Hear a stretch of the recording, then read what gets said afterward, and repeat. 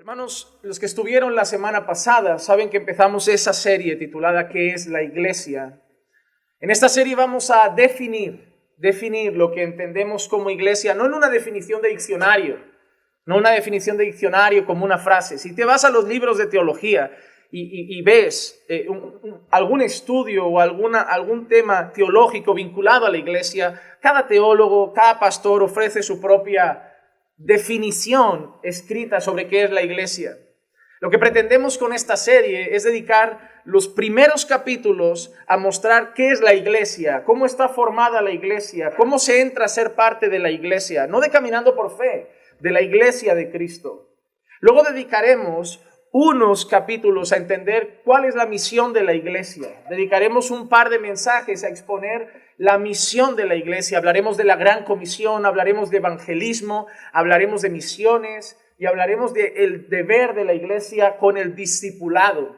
Porque esa es la misión de la iglesia, alcanzar y discipular, alcanzar y discipular. Y si me apuras más, alcanzar, discipular, equipar y enviar para que ellos sigan alcanzando y se siga discipulando. Y esa ha sido la obra de la iglesia y va a seguir siendo la obra de la iglesia año tras año hasta que Cristo venga a buscarla, hasta que Cristo venga por segunda vez a buscar a su pueblo. Luego también dedicaremos creo que ese será solo un mensaje, a hablar de cómo se sustenta la iglesia. En un tiempo donde el dinero es un tema de moda dentro de muchas congregaciones, donde da miedo hablar de dinero dentro de la iglesia, donde si uno menciona dinero ya rápidamente está vinculado al evangelio de la prosperidad, entenderemos que la Biblia también muestra cómo debe ser sustentada la iglesia. Obviamente se necesitan recursos, pero veremos cómo Dios demanda que sea sustentada su obra. Luego también dedicaremos unos capítulos, una enseñanza o dos, a hablar sobre los oficios dentro de la iglesia. Nos centraremos especialmente en pastores y diáconos. Y creo que más o menos con todo eso podremos tener una idea de qué queremos ser, hacia dónde vamos. Y el deseo de mi corazón es que todos aquellos que ya son de la iglesia refuercen esas verdades y aquellos que están llegando las asimilen para que allí donde vayamos todos en un mismo sentir, en una misma dirección. No se puede caminar en una iglesia cuando dos personas van en direcciones opuestas. Así que con la llegada de tanta gente, el deseo de esta serie es que todos entendamos lo mismo en cuanto a la iglesia. En el primer mensaje estuvimos viendo que la iglesia era el pueblo de Dios, pero no lo definimos solamente como pueblo, sino que además dijimos que éramos la esposa, dijimos que éramos ovejas y dijimos que éramos hijos. Lo que hicimos en la semana anterior era tomar referencias donde el Señor se refería así a Israel en el Antiguo Testamento y luego mostramos referencias como de la misma manera Dios se refería a su pueblo en el Nuevo Testamento. Así que nosotros pudimos ver que somos ovejas del buen pastor, somos pueblo de Dios, somos la esposa a la que el Señor encontró desventurada, desnuda, vergonzosa y la tomó, la limpió, la amó, la santificó, la purificó y la está alabando por medio de la palabra hasta que se la presente a Él como una esposa gloriosa, vestida de lino fino, que son las acciones justas de los santos. Vimos también cómo Dios se refería a Israel en el Éxodo, de manera que hablaba de ellos como mi hijo, este es mi hijo. Y luego nosotros vimos también cómo la Biblia nos enseña que todos los que creen en Jesús, los que reciben a Cristo como Señor y Salvador, los que ponen su fe en el Señor Jesucristo, Dios les da la potestad de ser hechos hijos de Dios. Así que somos su pueblo, somos sus hijos, somos su esposa, somos sus ovejas.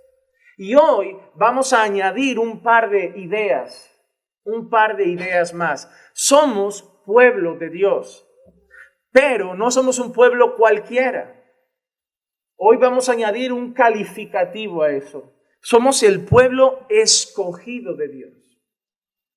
Somos el pueblo escogido de Dios. A mí me hace mucha gracia, como muchos sabrán, yo vengo de una denominación que no cree en palabras como predestinación, a pesar de que esté en el libro de Efesios, a pesar de que esté en la carta a los Romanos, pero no creen en ello. Y bueno, yo lo respeto, a pesar de que me cuesta no creer en algo que literalmente está escrito en la Biblia. Me cuesta arrancar palabras de la Escritura porque están claramente así escritas. No es que sea un concepto como las personas dicen, no creo en la Trinidad porque no está la palabra Trinidad en la Biblia. Y bueno, tú ahí se lo explicas, ¿no? Que la palabra en sí obviamente no está, pero el concepto y la verdad de la Trinidad está. Dios Padre, Dios Hijo, Dios Espíritu Santo. Pero la palabra predestinación está. Así que negar que no creo en la predestinación cuando la palabra predestinó aparece en la Biblia es muy complicado. La encuentras en Efesios, la encuentras en Romanos y la encuentras de diferentes maneras también en la carta de Pedro. Es muy difícil no creer en algo que está tan repetido en las Escrituras. Así que vengo de una denominación donde no se suele creer en eso, pero a pesar de eso, vengo de esa denominación en la que es común profetizar y revelar cosas como Dios te ha escogido para algo grande. Dios te ha levantado como profeta. Le digo, epa, ¿no crees en la predestinación? A todo el mundo le decís que Dios ya tiene algo grande. Entonces es algo contradictorio, porque en el fondo todos sabemos que Dios tiene un propósito. Si solo hay que leer los salmos y nos enseñan que todos nuestros días estaban escritos antes de que existiera uno solo. Antes de que existiera uno solo. Dios no se sienta en un sillón a ver qué hacemos con nuestra vida. Si Dios quiere hacer algo en tu vida, lo va a hacer.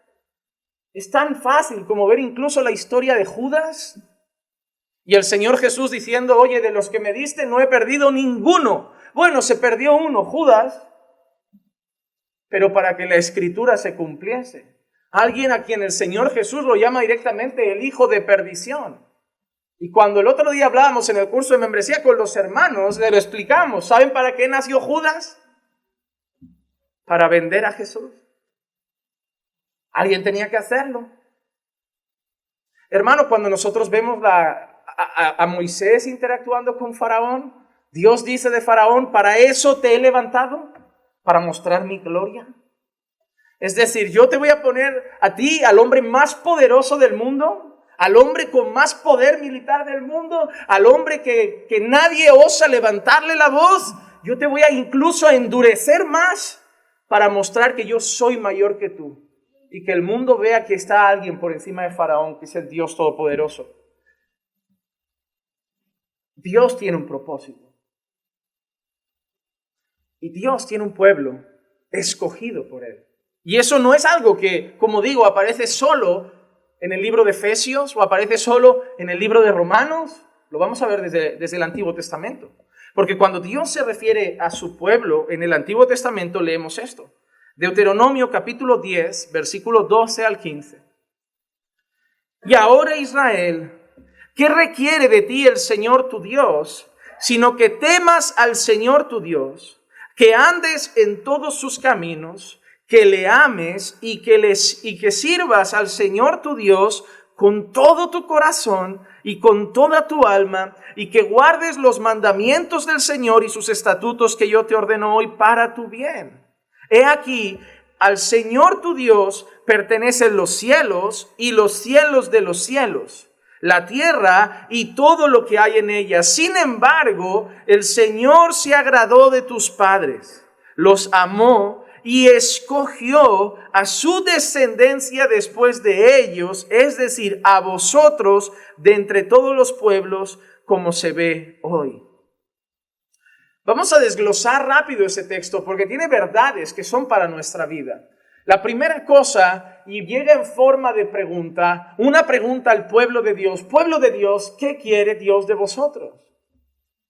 Es tan sencilla la pregunta como esa. Pueblo de Dios, ¿qué quiere Dios de vosotros? Hay muchas personas que van a la iglesia como aquellos que van a la pitonisa, como aquellos que van a la que echa las cartas, esperando que alguien les diga, mira, Dios te quiere en tal país, Dios quiere que viajes. Yo me he encontrado personas llevando una vida muy complicada en un lugar y te dicen, no, yo me vine porque un profeta me dijo que vio mi cara con la bandera de tal sitio. Y le digo, yo he visto estropicios en vidas que van buscando dirección en los hombres. Hermano, hay cosas que nosotros no sabemos de lo que tiene Dios para mañana. No sé si tiene para ti hijos o no tiene hijos. No sé con quién te casarás. No sé si tu residencia oficial va a ser aquí o vas a volver a tu país. Solo Dios lo sabe.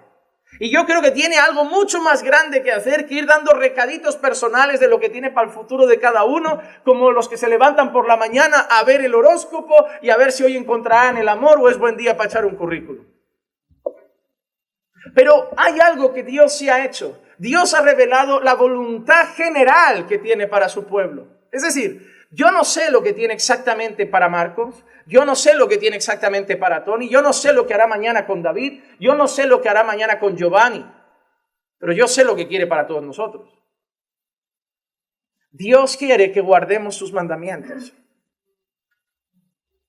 Es sencillo, hermano. Pastor, yo no sé qué quiere Dios para mi vida, que le obedezcas. Pastor, yo no sé qué tiene Dios para mí mañana, que le obedezcas. Ya, pero eso lo dice en el Antiguo Testamento. Si tú lees la carta de Pablo a los tesalonicenses, Dios también dice, pues esta es la voluntad de Dios, vuestra santificación. Al final la santificación está ligada a la obediencia. Somos santificados conforme nosotros vamos obedeciendo más y más su palabra. Pues esta es la voluntad de Dios para tu vida. Hermano, yo no sé si vas a vivir en Ecuador o vas a vivir en Perú o te vas a quedar en España. No sé si cuántos hijos vas a tener y no sé si tu marido va a ser rubio, calvo o moreno. Pero lo que sí sé es que debes ser santo. Y hay una cosa interesante que al final del versículo 13 dice, guardes los mandamientos del Señor y sus estatutos que yo te ordeno hoy para tu bien. Es que, mira si somos necios. Dios quiere que hagas algo para ti, para tu bien. A Él le da la gloria y a ti te va bien. ¡Qué maravilloso es Dios! No es algo que nos pide, que le va a exaltar y nos va a hacer miserables. No nos pide algo que le va a dar a Él la gloria y a nosotros nos va a hacer vivir una vida triste. No, es tan sencillo como quiero que me obedezcas porque a mí me da gloria y a ti te va a ir bien. Ahí llega la gente y te dice, pastor, nos divorciamos. ¿Por qué? ¿Qué hiciste de esa parte? ¿Habéis hecho lo que Dios manda en el matrimonio? ¿Habéis hecho lo que Dios manda para el marido? ¿Habéis hecho lo que Dios manda para la mujer? No, por eso nos va bien. ¿Qué queréis que hagamos? ¿Vamos a terapia? ¿Qué queréis que hagamos? ¿Que os demos los 2 libros para que os leáis? La respuesta es, haced lo que Dios manda y os irá bien. Si hacemos lo que Dios manda en la familia andará bien. Si hago lo que Dios manda en mi vida diaria, mi vida andará bien. No fácil, el enemigo se levanta, el mundo está ahí, pero me irá bien, seré dichoso, seré bienaventurado. Queremos hacer las cosas mal y luego llegar a un pastor, a un hermano y que me las arregle. Cuando Dios ha dicho con claridad, te irá bien si me obedeces. Si un hermano te va a contar un problema matrimonial, te doy este consejo. Lo primero que debes hacer es preguntarle, lo que Dios dice como marido lo haces, lo que Dios dice como mujer lo haces. Ya está, no necesitas más consejo. Ahí tienes la solución. Ahí la tienes. Nosotros no somos como el mundo que va a buscar un culpable en la relación. Nosotros no somos como el mundo que va a hacer equipo. Yo voy con ella, yo voy con él. Él es más malo que ella es más mala que él. No, nosotros debemos empujar a la gente a Dios, no a nuestros propios consejos. El mundo ya vive así. Yo pienso, yo creo. Pero nosotros decimos, Dios dice, Dios dice, Dios dice. Porque queremos que te vaya bien. Y para que te vaya bien no tienes que hacer lo que yo pienso. Y para que te vaya bien no tienes que hacer lo que yo creo. Para que te vaya bien tienes que hacer lo que Dios dice. Así que Dios quiere que su pueblo viva conforme a su voluntad. Pero mira qué interesante lo que nos empieza a decir a partir del versículo 14. Del Señor son que los cielos y los cielos de los cielos. Aunque vengan algunos predicadores a querer darle la vuelta al rizo y decir, mira, los cielos de los cielos, esto suma 4 cielos, 3 cielos, porque Pablo fue al 3er cielo y hace muchas... Realmente el texto aquí lo que quiere decir es que a Dios pertenece todo. Cuando tú levantas tus ojos arriba, el texto te está diciendo, a donde alcance tu mirada y más, es del Señor. Ves a la NASA si quieres, coge el telescopio más maravilloso, ve a la estrella que se vea más lejos, esa es de Él. Esa es de Él, aunque le pongan el nombre que quieran, esa es de Él. Todo le pertenece a Él en los cielos, pero no solo en los cielos, también en la tierra. Todo lo que veas arriba, todo lo que veas aquí, es del Señor. Él es dueño de todo. Él es Señor de todo. Él tiene derecho a decir, me pertenece a cualquier cosa que exista, porque Él lo hizo. No lo hemos fabricado nosotros. El espacio no es del dueño del Tesla, es del Señor. Todo le pertenece a Dios. Pero ahora en el 15 dice algo muy maravilloso. Sin embargo, a pesar de que todo es suyo, a pesar de que todo le pertenece, a pesar de ello, sin embargo, Dios se agradó de tus padres, los amó y escogió. Esa palabra aparece mucho a lo largo de la Escritura. Aparece mucho a lo largo de la Escritura. Y escogió a su descendencia después de ellos, es decir, a vosotros de entre todos los pueblos, como se ve hoy. Lo que Dios está queriendo decir a través de Moisés aquí es, mira, todo eso, todo el cielo es mío, toda la tierra es mía, pero a pesar de que todo me pertenece, yo he escogido para llamar hijo, para llamar pueblo, para llamar esposa, para llamar ovejas, he escogido a un pueblo. Y en ese mismo texto, Dios habla de que ha escogido a un pueblo y habla de lo que lo motiva a escogerlo. Dios, a lo largo de la Biblia, muestra que la mayor motivación que lo lleva a hacer las cosas que hace es una. Los amó. Los amó. Cuando ves la Biblia, te das cuenta que ninguna ofrenda trae milagros. Cada vez que ves a Jesús sanando a un enfermo, cada vez que Jesús miraba a la viuda de Naín y veía a esa mujer destrozada, antes de hacer un milagro, ves normalmente esta expresión: y Jesús tuvo compasión de ella. Cuando Jesús ve a un montón de personas, dice que tiene pesar, compasión, y los ve como ovejas que no tienen pastor. Cuando Dios decide entregar a su Hijo a morir por nuestros pecados, ¿qué leemos en Juan 3:16? Porque tal fue la ofrenda del mundo que el Señor entregó a su Hijo. Porque tal fue el pacto de dinero que dio la iglesia, que el Señor, ni iglesia había. Porque tal fue la fe, porque de tal manera creyó el mundo, porque de tal manera oró el mundo, no, porque de tal manera amó Dios al mundo. ¿Tú sabes qué hacía el mundo cuando Dios decide enviar a su Hijo a morir por nuestros pecados? ¿Tú sabes lo que hacía el mundo? Pecar contra Dios. ¿Tú sabes lo que hacía el mundo? Darle la espalda a Dios. ¿Tú sabes lo que hacía el mundo? Aborrecer a Dios. Si hubiera dependido de algo que hace el mundo para que Dios devuelva en favor a su Hijo, no lo hubiera dado. Pero Dios decide entregar a su Hijo porque amó al mundo. Amó al mundo de una manera que no es posible definir en la palabra, hasta tal punto que la expresión utilizada es de tal manera.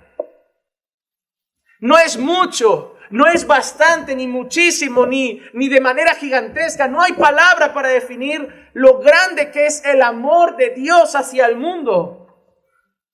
Y por eso la expresión utilizada es de tal manera amó Dios al mundo, que entregó a su Hijo unigénito, para que todo aquel que en Él cree no se pierda, mas tenga vida eterna. Así que Dios posee todas las cosas, es dueño de todas las cosas, y en medio de esa soberana posesión de Dios sobre todas las cosas, Dios escoge a un pueblo y lo escoge por amor, y lo escoge por amor. No había nada bueno en nosotros para que Dios nos escogiera. Y no había nada bueno en el pueblo en aquel entonces para que Dios lo escogiera.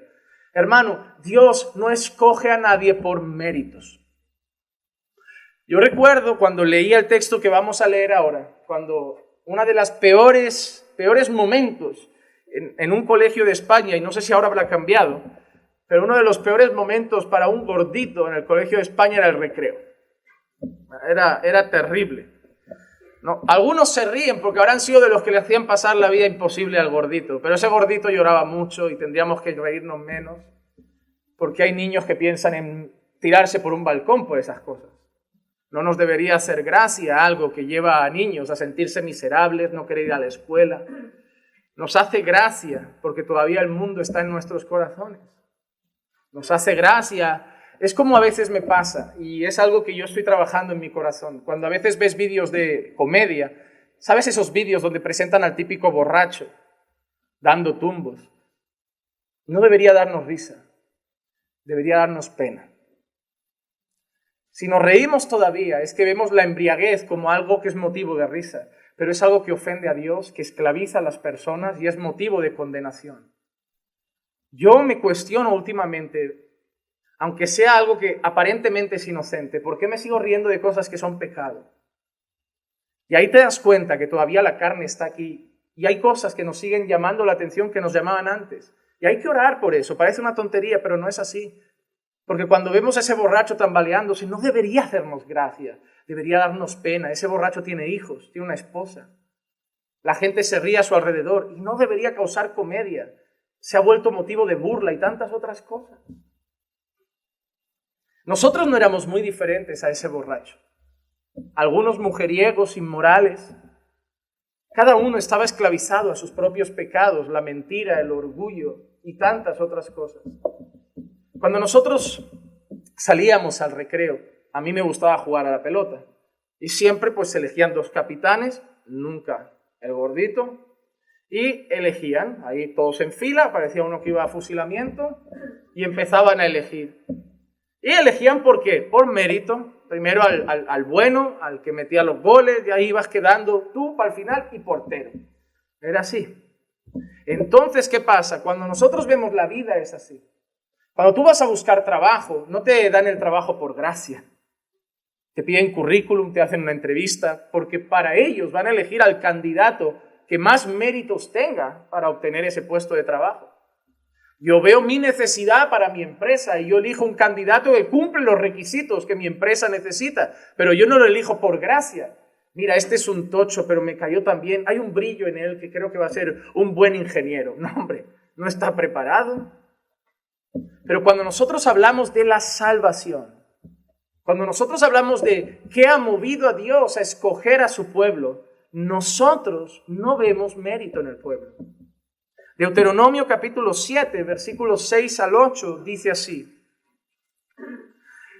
porque tú eres pueblo santo para el Señor tu Dios. Tú eres pueblo santo. La palabra santo aquí significa separado, separado. Jesús en una ocasión oraba por sus discípulos y dijo: están en el mundo, pero no son del mundo. Somos un pueblo santo para el Señor. El Señor tu Dios te ha escogido para ser pueblo suyo. De nuevo la palabra es escogido. Te ha escogido. Tú no me elegiste a mí, yo te elegí a ti. ¿Recuerdas Jesús con sus discípulos? Vosotros no me elegisteis a mí, yo os elegí a vosotros. Vosotros me amáis a mí porque yo os amé primero. Dios os ha escogido para ser pueblo suyo de entre todos los pueblos que están sobre la faz de la tierra. Mira qué dice: el Señor no puso su amor en vosotros, ni os escogió por ser vosotros más numerosos que otros pueblos, pues erais el más pequeño de todos los pueblos. Eso es maravilloso. Dios no te ha amado porque seas el más grande. Dios no te ha amado porque seas el más fuerte. Además, aquí viene una dosis de humildad. Te amó incluso siendo el más pequeño. No hay lugar para el orgullo en el creyente. No hay lugar para el orgullo en el creyente. A mí me pone nervioso cuando veo esos creyentes que alguien les hace algo y levantan la cabeza como: te has metido con un hijo del Señor. Y el que se mete con un hijo de Dios paga las consecuencias. Digo, ¿dónde vas? ¿Dónde vas? Mira, les encanta tomar frases como: no toques al ungido del Señor. Ay de que se mete con el pueblo de Dios. Maldeciré a los que te maldigan, Yo soy pueblo de Dios. Si me maldices, va a caer maldición sobre ti. Oye, ¿y qué dijo aquel Señor que tanto amamos en la cruz? ¿No dijo: Padre, perdónales porque no saben lo que hacen? Y nosotros vamos a tomar los versículos que nos llevan más a la venganza y a la ira. ¿No podríamos aprender un poco de nuestro Señor y Salvador Jesucristo? ¿No podríamos aprender un poco de ese Esteban apedreado que a punto de morir dice, Padre, no les tengas en cuenta estos pecados? Todo lo malo que hayan hecho, sí, pero las pedradas contra mí yo las perdono. De eso sí que deberíamos aprender. Porque nosotros no somos mejor que los que están fuera. No somos más grandes, ni más numerosos. El Señor dice, pues erais el más pequeño de todos los pueblos, mas porque el Señor os amó y guardó el juramento que hizo a vuestros padres, el Señor os sacó con mano fuerte y os redimió de casa de servidumbre, de la mano de Faraón, rey de Egipto, porque el Señor os amó. Y hay una cosa interesante, y guardó el juramento que hizo a vuestros padres. Esto les animo a venir el martes, porque el título del martes es Cuando Dios jura.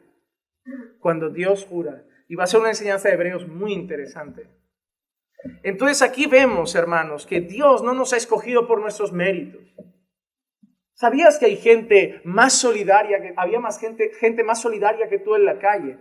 Habían familias mucho más estructuradas que tú en la calle, que el Señor, si las hubiera salvado, están ya casi arregladitas, que poco hay que transformarlas, que ya son como hasta modélicas, que las miras y dices, mira, yo si te viera el domingo en la iglesia doy por hecho que sois una familia que lleva mucho en el Señor. Había gente allí más agradable, con mejor carácter, con más paciencia.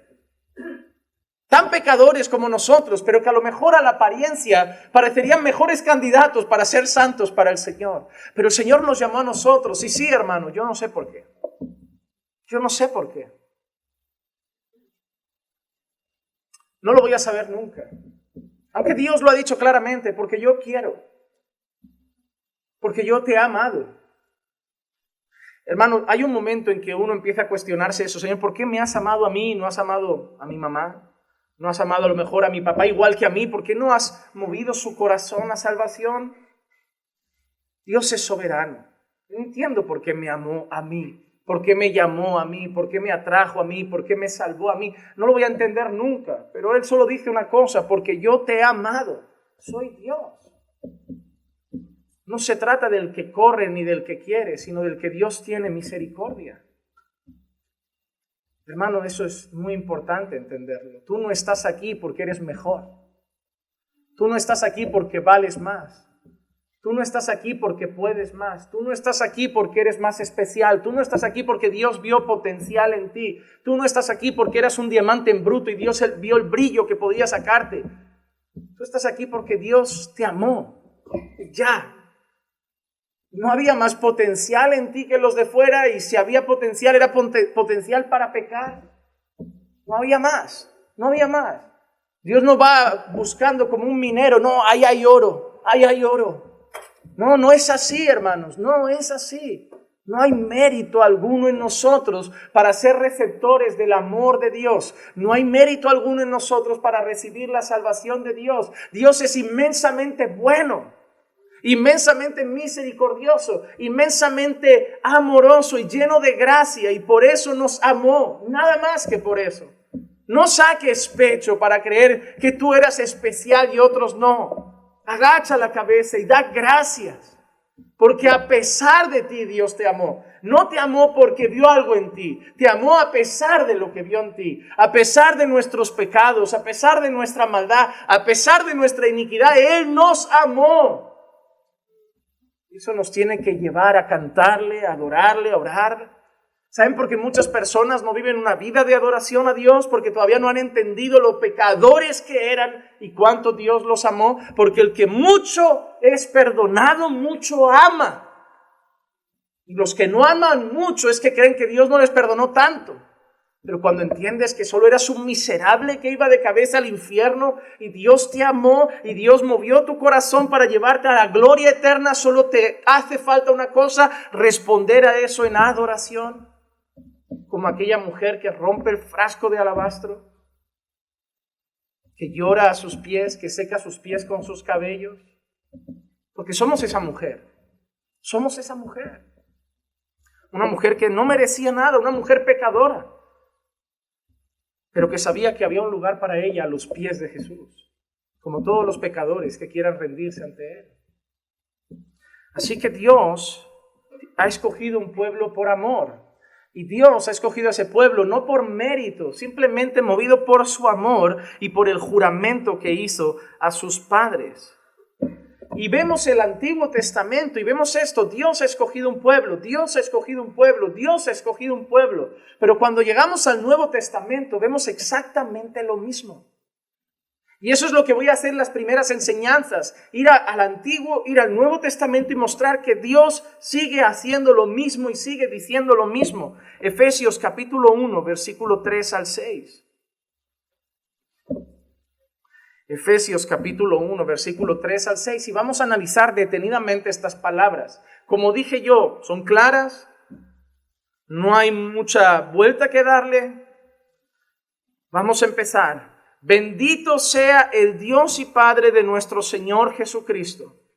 Primera cosa que nos va a decir: que nos ha bendecido con toda bendición espiritual en los lugares celestiales en Cristo. Primera cosa importante: somos bendecidos.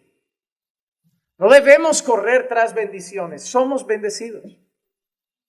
Somos un pueblo bendecido, soy un hombre bendecido.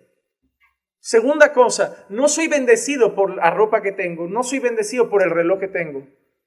He sido bendecido con toda bendición espiritual. Hay algo mucho más glorioso que tener un reloj, que tener zapatos, que tener un coche o una casa. Es tener bendiciones en Cristo.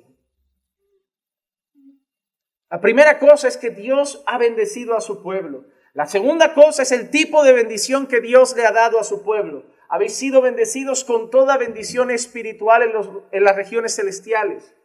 La tercera, el origen de nuestra bendición. No somos bendecidos espiritualmente por Dios, por nuestra obediencia. No hemos recibido la bendición espiritual por ser buenos. No hemos recibido la bendición espiritual porque hemos orado mucho. Hemos sido bendecidos con toda bendición espiritual en Cristo. Hemos recibido toda la bendición de Dios espiritual que necesitábamos en el Señor Jesús.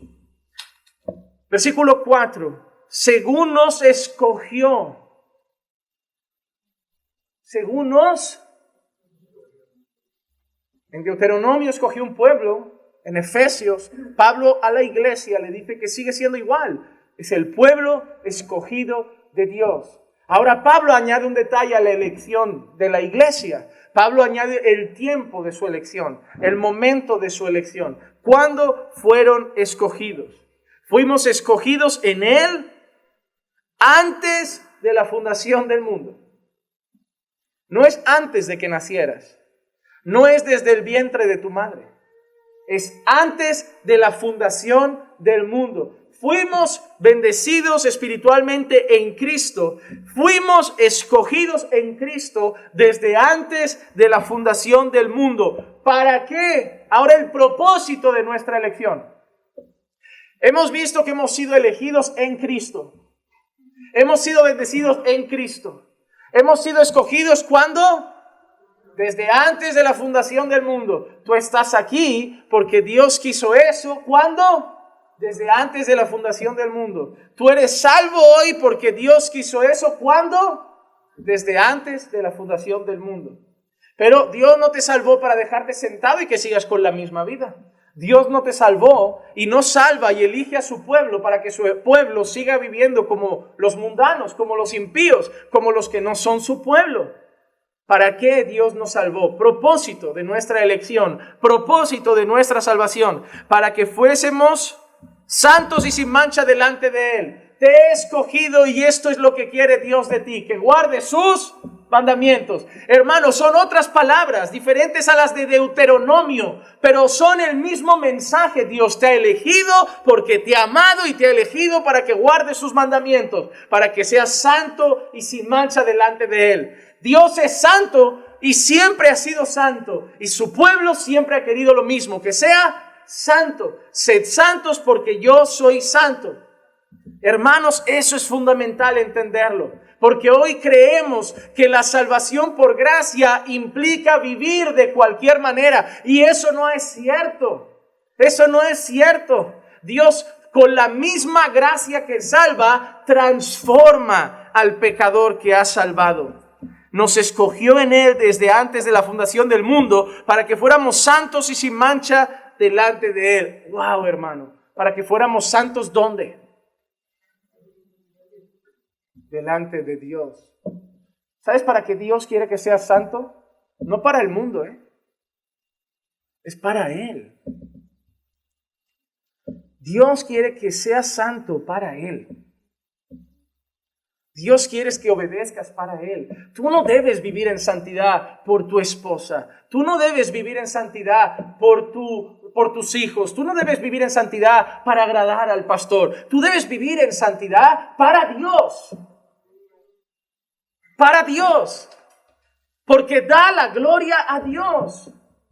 Porque exalta a Dios. Porque honra a Dios.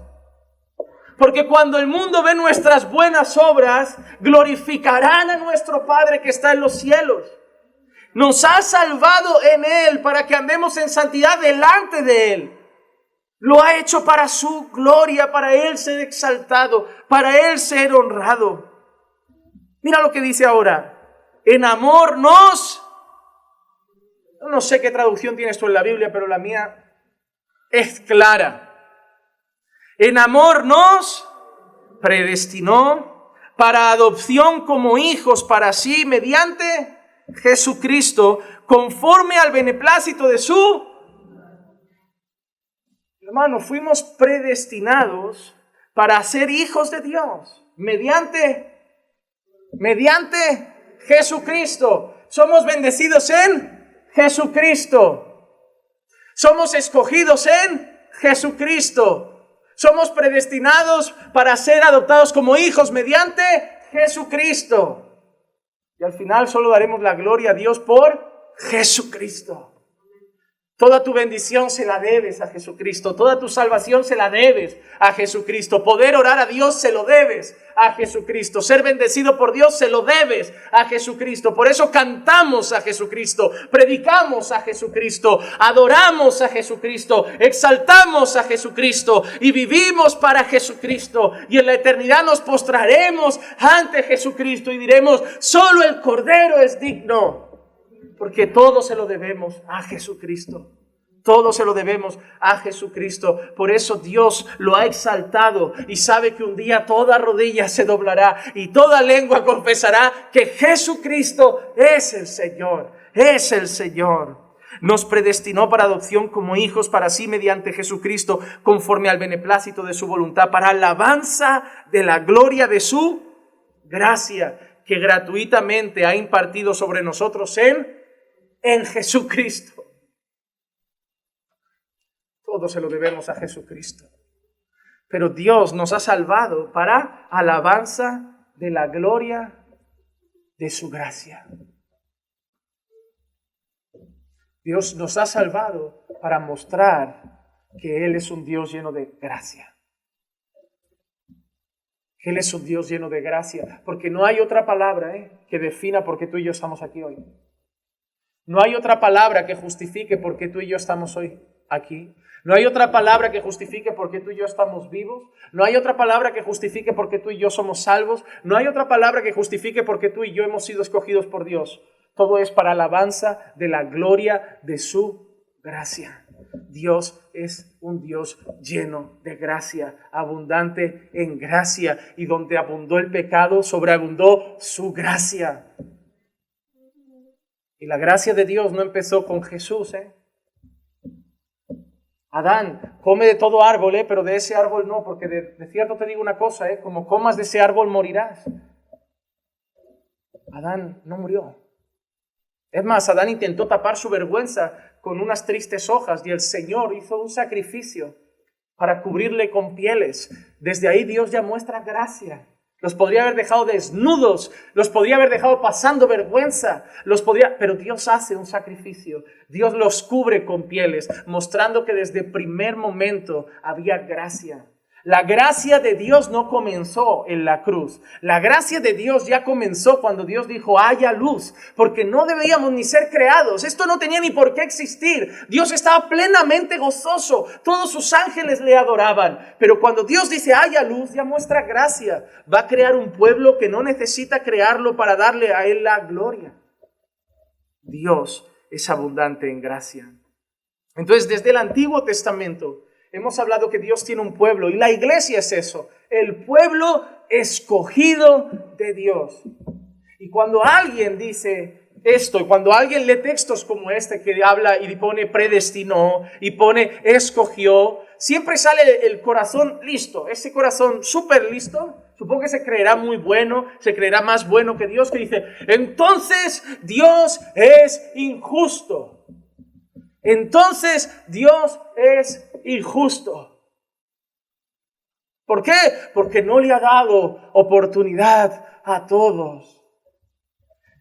Hermano, ¿quién busca a Dios? ¿Quién quiere a Dios? Si Dios no hace algo en tu vida y en mi vida, tú y yo vamos a donde van todos, porque nadie quiere a Dios. ¿Tú has evangelizado alguna vez? La efectividad es 100%, todo el mundo quiere a Dios. Tú les predicas y la gente, claro, yo me arrepiento. Es lo que siempre pasa. O sea, si tú hablas del evangelio a 100 personas, las 100, ¿cómo no voy a querer a Dios? Un Dios grande, un Dios bueno, claro que me arrepiento, claro que quiero vida eterna, claro que quiero vivir en santidad para el Señor. Siempre pasa así. Todos quieren a Dios. Cada día hay gente que se levanta por la mañana y dice, qué ganas tengo de ser santo para el Señor. Cada día pasa. Vas a la calle y lo ves, lo notas en su mirada en la calle, lo notas en la mirada de los políticos, lo notas en la mirada de los grandes empresarios, lo notas en la mirada de los que están en la discoteca. Tienen ganas de ser cristianos, pero lo dejan para mañana porque dicen, no, mañana empiezo, porque me apetece, pero para mañana. Nadie quiere a Dios. Tú tampoco lo querías. Yo tampoco lo quería. Yo lo amo con todo mi corazón, no porque me levanté una mañana con ganas de amar a Dios con todo mi corazón, porque Dios cambió mi corazón para que yo lo amara. Por eso evangelismo no existe sin oración. No hay evangelismo sin oración, no hay misiones sin oración, porque debemos predicar, debemos hablar, debemos compartir, pero debemos rogar a Dios, quebranta el corazón. Ablanda el corazón, transforma el corazón como hiciste con nosotros, porque si no predicamos a un muro de piedra. Pero tú puedes quitar el corazón de piedra, poner el corazón de carne y darles tu Santo Espíritu. Tú puedes convencerlos de pecado, tú puedes arrastrarlos a la cruz, tú puedes humillarlos ante ti. Solo Dios puede hacer eso. Solo Dios puede hacer eso. Entonces hay gente que cuando dices que Dios escogió, que Dios predestinó, hay gente que dice, entonces Dios es injusto. Pero el apóstol Pablo supongo que tenía el mismo tipo de personas delante de él. Y en Romanos 9, 14 al 18, Pablo dice, ¿qué diremos entonces? ¿Que hay injusticia en Dios? Pablo estaba hablando de la elección. Pablo estaba hablando precisamente de un pueblo escogido de Dios, de cómo Dios escoge, de cómo Dios elige. Y en medio de esa enseñanza, Pablo dice, ¿diremos entonces hay injusticia en Dios? ¿Sabes por qué? Pablo está enseñando, inspirado por el Espíritu Santo, y estoy convencido que el mismo Espíritu Santo que lo mueve a dar esa enseñanza, lo mueve a dar la respuesta a la pregunta que muchos estarán haciendo en el corazón. ¿Cómo que a Jacob amé y a Esaú aborrecí antes de que nacieran, antes de que hicieran nada bueno y malo? ¿Cómo que esto? Entonces Dios es injusto. Y ahí Pablo, inspirado por el Espíritu Santo, responde, ¿diremos entonces que hay injusticia en Dios? Y él mismo da la respuesta, de ningún modo. De ningún modo. Y él cita el Antiguo Testamento, porque él dice a Moisés, mira qué le dijo a Moisés, ¿tendré misericordia? ¿De quién? De quien yo tenga misericordia. Y tendré compasión, ¿de quién? De quien yo tenga compasión. Así que no depende del que quiere ni del que corre, sino ¿de quién? De quien Dios tiene misericordia. Porque la Escritura dice a Faraón, para eso mismo te he levantado, para demostrar mi poder en ti y para que mi nombre sea proclamado por toda la tierra. Así que del que quiere tiene misericordia. Y esa parte no le gusta a nadie, porque como todo el mundo tiene a Dios, como ese señor de barba blanca que no puede hacer lo que vamos a leer ahora porque eso es malísimo y eso no es propio de un Dios de amor. Pero yo quiero que lo leamos porque está en la Biblia. No porque lo dice una denominación, no porque lo dice una iglesia, es porque lo dice la palabra de Dios. Él dice, del que quiere tiene misericordia y al que quiere endurece. y al que quiere endurece. Y no nos gusta porque la imagen que nos han vendido de Dios solo es el que tiene misericordia, pero no es el que endurece. A mí me hace mucha gracia cuando escucho gente decir, Dios no manda a nadie al infierno, se van todos solos. Quieren volver a Dios bueno. Es como si Sodoma y Gomorra ellos mismos cocinaran el azufre y luego lo tiraran y Lo mandó Dios, Lo mandó Dios. Podría haberlo no mandado, ¿sí o no? Pero lo quiso mandar. Podría no mandar el diluvio, ¿no? Pero lo quiso mandar. Podría no tragarse a gente en el desierto, ¿no? Podría haber dejado pasar lo de Ananías y Zafira y decir, ay, al final es una mentirijilla. ¿Quién no ha mentido alguna vez con un tema de dinero o con alguna cosa? Déjalo pasar. No, los fundió. Los mató al instante a los dos. Incluso es tan bueno que les da oportunidad. Los condena en orden. Bueno, primero tú vamos a dar oportunidad al segundo turno a ver si este dice la verdad. También mientes como el otro. No. Muerto también. Hermano, ese es tu Dios. Ese es tu Dios. Tu Dios es el que entregó a su Hijo a morir por nuestros pecados, sí. Tu Dios es el que ha mostrado gracia y ha resucitado muertos y ha sanado enfermos, sí. Pero tu Dios también es el que se ha tragado gente en el desierto. Tu Dios también es el que mandó el diluvio. Tu Dios no es solo el que proveyó el arca. Tu Dios es el que proveyó el diluvio. Y tienes que entender eso. Tu Dios es el que preparó la gloria eterna, pero tu Dios es también el que preparó el fuego eterno. Allá arriba vamos a ver la gloria eterna de Dios y allá abajo van a ver la ira de Dios. Pero es el mismo Dios. Algunos creen que en el infierno es el diablo el que maneja los hilos y va castigando a la gente. No, el diablo también será condenado ahí. El diablo también será condenado por Dios. Pero quien condenará eternamente es Dios. Dejad de pensar solo Dios es amor, sí, y es fuego consumidor. Si predicamos solo al Dios de amor, estamos formando un grupo de creyentes sin temor ni reverencia, porque creen que están ante Papá Noel, ante un señor mayor disfrazado, ante algo que no existe. Y si predicas solo el Dios de fuego, vas a montar un grupo de religiosos con miedo al infierno. Tienes que predicar al Dios de la Biblia, que es el Dios completo. Tienes que decirles que es un Dios que los ama, pero que condena el pecado. Tienes que decirles que es un Dios que odia el pecado, pero que si te arrepientes tienes abogado.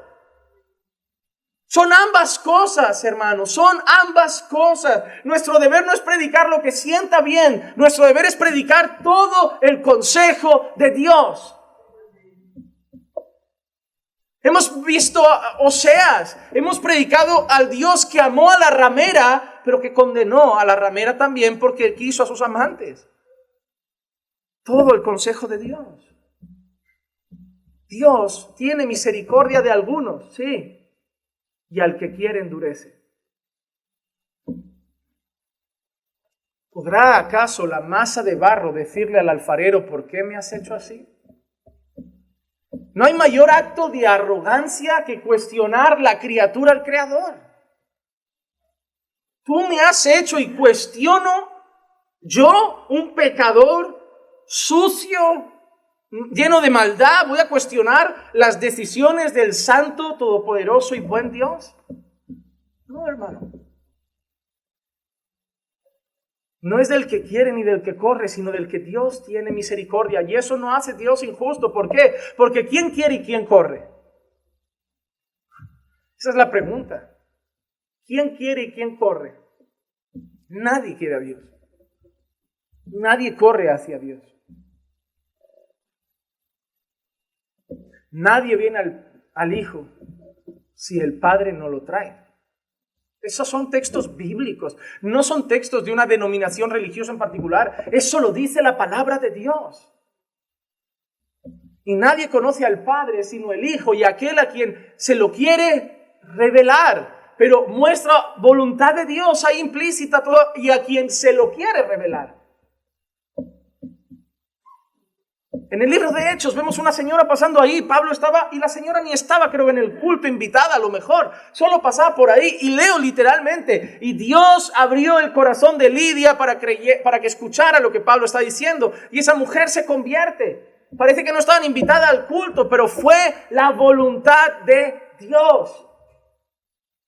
Fue la voluntad de Dios y debemos respetarla. Eso no hace a Dios injusto.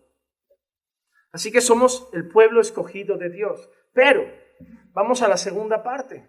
Somos escogidos. Y si Dios nos escoge, hace algo en nuestra vida que nos hace ser parte de su pueblo escogido. Para ser parte de su pueblo, para ser parte de ese pueblo escogido, Dios no puede incluir en su pueblo a gente que vive condenada por el pecado. Por eso Dios tiene que hacer algo en ellos. Los tiene que redimir. Los tiene que redimir.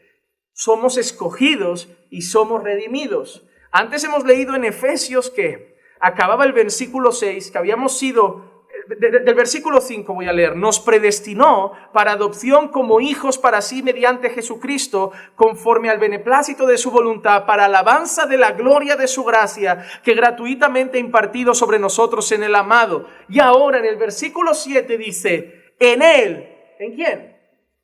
En Jesucristo otra vez. Tenemos redención mediante su sangre, el perdón de nuestros pecados, según las riquezas de su... Tenemos redención. Y luego te dice lo que es la redención. ¿Qué es redención? El perdón de nuestros pecados. El perdón de nuestros pecados. Y dice, según las riquezas de su gracia. Nos escogió para alabanza de la gloria de su gracia y nos ha redimido según las riquezas de su gracia. Nos escogió por gracia, nos perdonó por gracia, nos salvó por gracia y sigue aguantándonos con paciencia por gracia. No hay nada más que debamos cantar que a la enorme gracia de Dios. Pero si Dios nos ha escogido en Cristo también tenemos redención mediante su sangre. Y eso es importante, hermanos. No hemos sido redimidos con oro y no hemos sido redimidos con plata. Hemos sido redimidos con sangre. Primera de Pedro 1, 18 al 20 dice, sabiendo que no fuisteis redimidos de vuestra vana manera de vivir, heredada de vuestros padres, con cosas perecederas como oro o plata, sino con sangre preciosa, como de un cordero sin tacha y sin mancha, la sangre de Cristo, porque Él estaba preparado.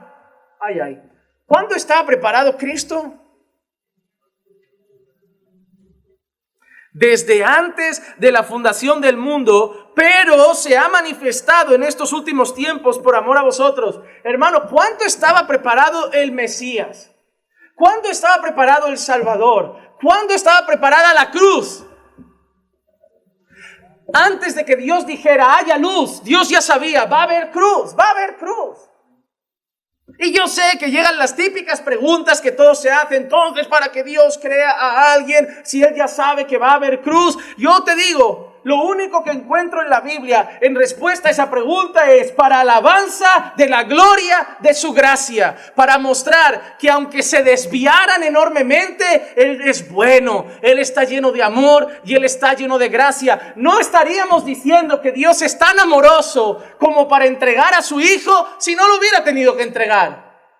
Cantamos a un Dios lleno de amor y gracia porque en su sacrificio, en el sacrificio de su Hijo amado, hemos podido ver su amor y su gracia.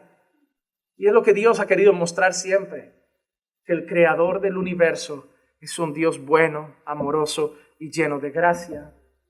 Es curiosa la expresión de Pedro, no hemos sido redimidos con cosas vanas como oro y plata. Cuando nosotros hablamos de redimidos, aparte de algún grupo que a algunos les gustan, a mí no mucho. Pero bueno, para gustos los colores. La realidad, hermanos, es que tenemos que pensar en un esclavo. En el Antiguo Testamento, cuando habían casos de esclavitud. Cuando nosotros vemos que Pablo en alguna carta regula cómo tienen que ser los siervos con sus señores o con sus amos, es porque en aquel entonces habían tiempos donde gente literalmente eran siervos, eran esclavos. Y los esclavos se podían, ¿qué?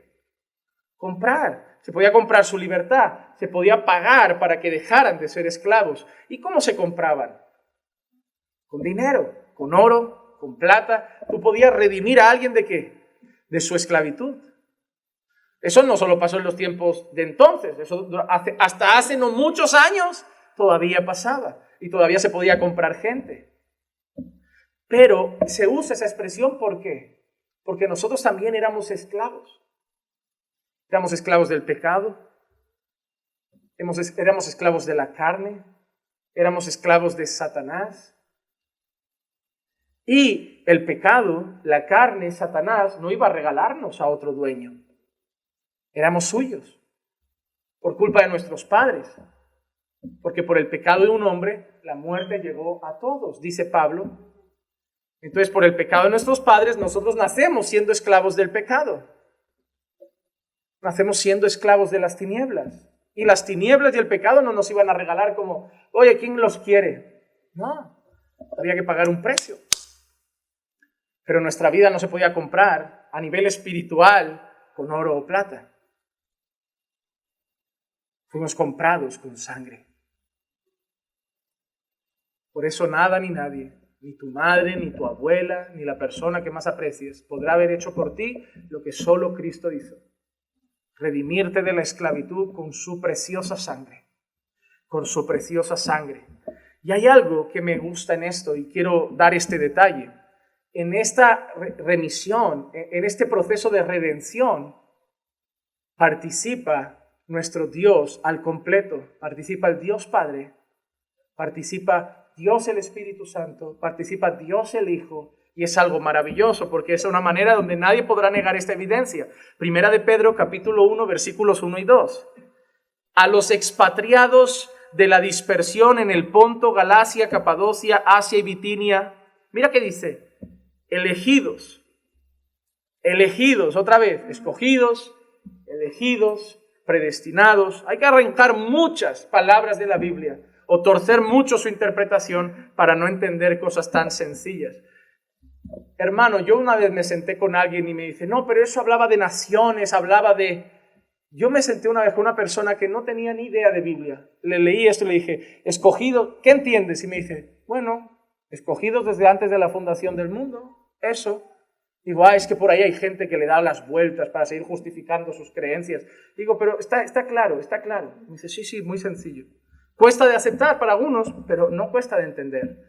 Y mira lo que vamos a ver ahora. Elegidos según el previo conocimiento de Dios Padre.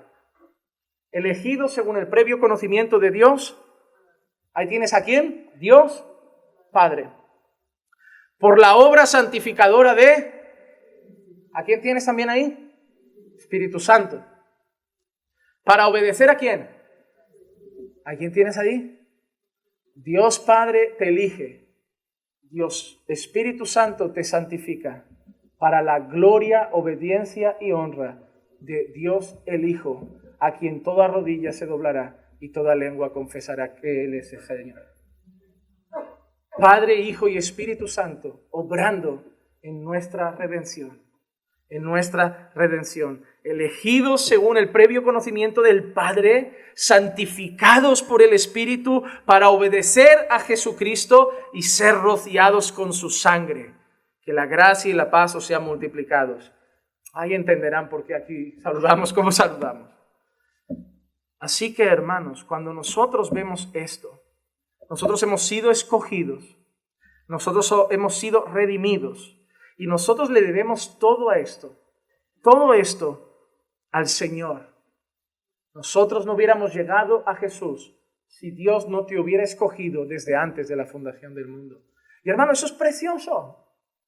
Yo no sabía nada de la religión, no sabía quién es Dios, no sabía ni qué iglesia iba a aparecer en mi vida, pero Dios sabía que yo iba a estar aquí y probablemente Dios sabía que yo iba a ser pastor. Probablemente no, seguramente. Porque Dios ya tenía todo esto trazado. Estoy convencido que cuando empezó caminando por fe, mucha gente diría, ¿qué pasará con esta iglesia? No lo sabemos. Dios sabía que hoy estaríais aquí. Dios sabía que un día a lo mejor empezabais en otro sitio, abríais la Biblia, entendíais cosas. Dios sabe todo. Y lo más glorioso es eso, no hemos llegado a Jesús porque nosotros hemos tomado nuestra decisión. Hemos llegado a Jesús porque Dios lo ha revelado. Lucas 10, 21 y 22 dice, en aquella misma hora, Él se regocijó mucho en el Espíritu Santo y dijo, te alabo, Padre, Señor del cielo y de la tierra. Mira, porque ocultaste estas cosas a sabios e inteligentes y las revelaste a niños. Sí, Padre, porque así fue de tu agrado. Todas las cosas, ojo, todas las cosas me han sido entregadas por mi Padre y nadie sabe quién es el Hijo. ¿Quién es Jesucristo? Nadie puede conocer a Jesús sino el Padre. Ni nadie sabe quién es el Padre sino el Hijo. Y mira, y aquel a quien Jesús se lo quiera revelar. ¿Quién conoce al Padre? El Hijo. ¿Quién conoce al Hijo? El Padre. Pero ¿quién conoce también al Padre? Aquel a quien el Hijo se lo quiera revelar. Todo aquel que es escogido por Dios va a llegar a Dios. Y eso quiero decirte una cosa. Si tu madre está en los planes de Dios, aunque hoy sea la persona que pueda parecer más reacia, si tu madre o tu padre o tu esposo o tus hijos están en los planes de Dios, llegarán a Dios. Y eso nos debe dar esperanza. Porque a veces lo que más nos duele, sí, nos da pena las almas que no conocen al Señor. Nos apenan las personas que no escuchan el Evangelio. Pero sufrimos por aquellos que tenemos más cerca. Cuando vamos al aniversario de mamá o al cumpleaños de tu sobrina y ves que no quieren a Dios. Y te encantaría que estuvieran hoy aquí, ¿verdad? Y sentados a tu lado y cantando contigo. Y miras dos sillas cuando llegas al lado y pensabas, si mi madre y mi padre vinieran aquí a cantar. Pero a veces les hablas un poco del Señor y te contestan fríamente, como, mira, yo no comparto, mira, yo te respeto, pero yo no quiero, mira, es que yo no creo, mira, es que, y los ves cada vez como más ateos, más reacios, más lejos, y a veces puede provocar cierta angustia, como diciendo, no veo esperanza, porque sí, pero no te tienes que mirar a ti, tienes que mirar lo que hoy has aprendido. Si están en los planes de Dios, un día ocuparán esa silla. Y estarán cantando. Y cuando estén cantando, no te des golpes en el pecho diciendo, es que yo oré mucho por ellos, es que yo les prediqué mucho. Cuando estén aquí cantando, si Dios así lo quiere, da gracias a la gloria de su gracia, a su abundante gracia. Y sepas que ha sido solamente porque Él se lo ha querido revelar. Pero hay una cosa que está clara. Los que son de Dios llegan a Dios. Juan 17:6 dice, he manifestado tu nombre. ¿A quién ha manifestado Jesús el nombre de Dios? ¿A quién ha manifestado Jesús el Evangelio? ¿A quién ha dado a conocer Jesús al Padre? Dime a quién, hermano. A los hombres del mundo. Pero no acaba ahí. No acaba ahí la frase. Si acabara ahí, parecería que Jesús se lo ha manifestado a todos. Se lo ha dado a conocer a todos, pero no acaba ahí la frase. No es he manifestado tu nombre a los hombres del mundo. He manifestado tu nombre a los hombres del mundo que tú me has dado. A los que tenían que ser tuyos, han llegado a ser tuyos. Eran tuyos. Estaban en el mundo, pero ya eran de... Qué interesante. Estaban en el mundo, pero eran tuyos. Lo que pasa es que no lo sabían, no te conocían. Bueno, ¿tú habías pensado alguna vez ser evangélico? ¿Tú habías pensado alguna vez estar en una iglesia?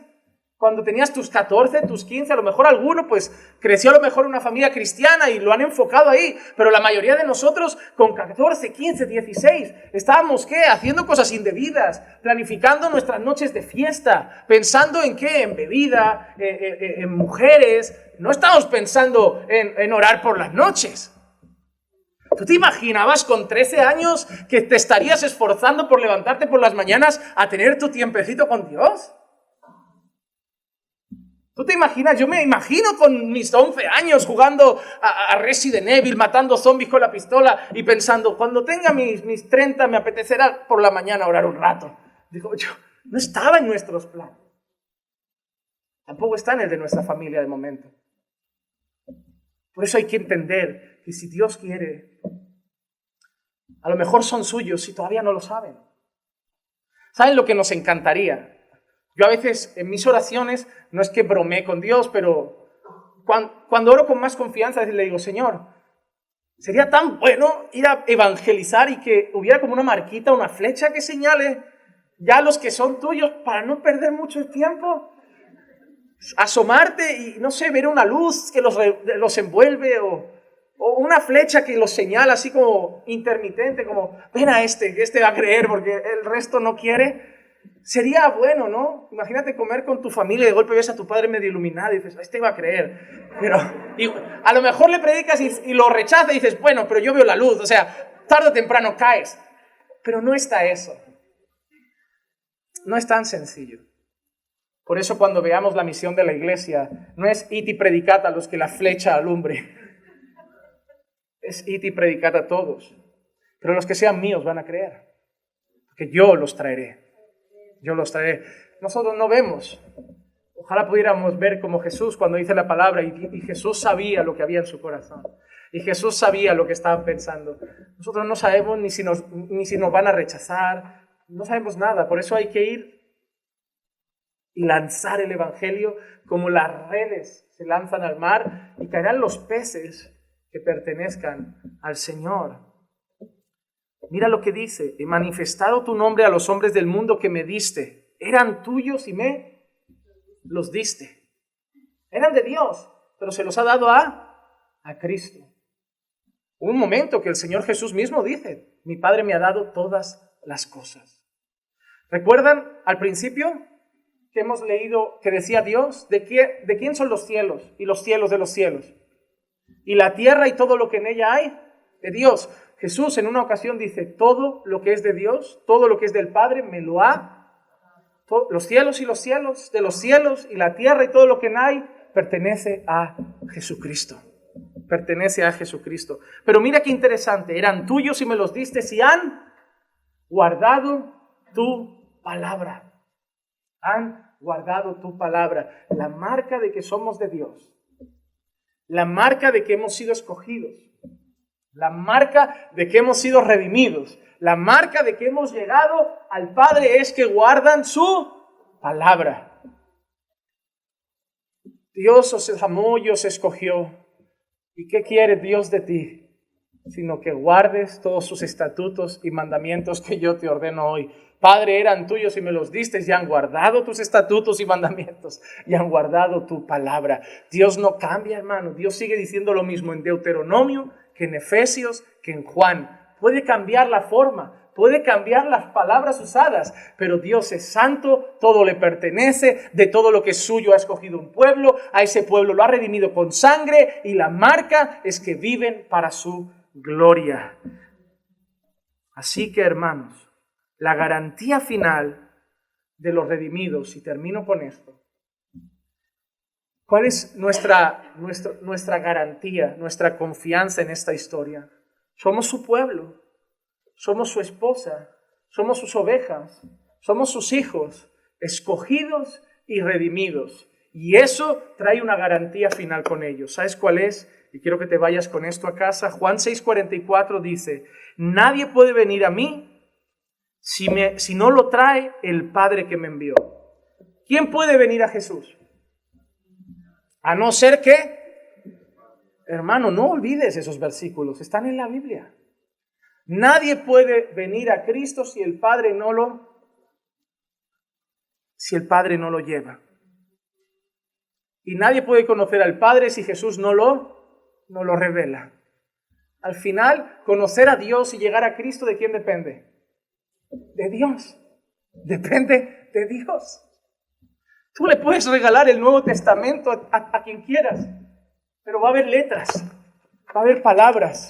Solo va a ser palabra viva, solo va a ser palabra espíritu si Jesús se lo revela. Tú debes entregar esa Biblia, tú debes entregar ese Nuevo Testamento, tú debes entregarlo y cuando lo des decir, Señor, revélale a Cristo, revélale a Cristo. Que no vea solo una Biblia, que vea a Cristo, que vea a Cristo, porque solo tú lo puedes hacer. Yo le puedo decir hasta los textos, Pero solo tú puedes hacer que en esos textos vea a Jesucristo, vea a su Señor y Salvador. Pero hay una cosa, aquel que Dios se lo revela, dice, y yo lo resucitaré en el día final. Si Dios te ha escogido, Dios te resucitará en el día final. Y eso es lo que todos estamos esperando. Que acabe ya este tiempo de enfermedad, de dolor. Hermano, ¿no estás cansado de luchar con el pecado? ¿No estás cansado de fallar a veces a Dios? ¿No estás cansado de tropezar a veces con la carne? De decir, Señor, yo quiero guardar tus estatutos y fallarle a veces. ¿No te sientes a veces como Pablo? Miserable de mí, ¿quién me librará ya de esto? ¿No te ha llegado todavía en tu madurez espiritual ese momento que dices, oye, si Dios me llevara hoy tampoco me pierdo nada, ¿eh? Pero tienes 33. ¿Y qué? ¿Qué voy a hacer 33 más? ¿Batallar con mi carne? ¿Luchar? ¿Vivir la tristeza de este mundo marcado por el pecado? ¿Ver más corrupción? ¿Ver más muerte? ¿Ver más valores podridos? ¿Familias destrozadas? Sí, solo hay un propósito para que yo siga aquí y uno para que tú sigas, hermano. Porque aquí no hay nada bueno para nosotros, ¿eh? ¿Tú sabes por qué estamos aquí? Una vez leí esta frase, estás aquí porque nadie se tiene que evangelizar en el cielo. Porque cuando tú has conocido a Dios y miras ahí fuera, dime qué hay ahí fuera que tanto desees. Dime qué hay ahí fuera que tanto gozo te produzca. Para decir, vale la pena quedarse en esta tierra toda la vida por eso que me ofrece el mundo. No hay nada, hermano. Estamos aquí solo para seguir predicando el Evangelio. Y nuestro cuerpo anhela el día en que resucitemos de entre los muertos, recibamos un cuerpo glorificado. ¿Y sabes qué? Vamos a estar en un lugar donde ya no hay muerte, ya no hay dolor, ya no hay enfermedad, ya no hay tristeza, ya no hay ansiedad, ya no hay depresión, ya no hay angustia, ya no hay divorcio, ya no hay maltrato, ya no hay violaciones, ya no hay asesinato, ya no hay corrupción, porque estará el santo Dios y su santo pueblo por toda la eternidad.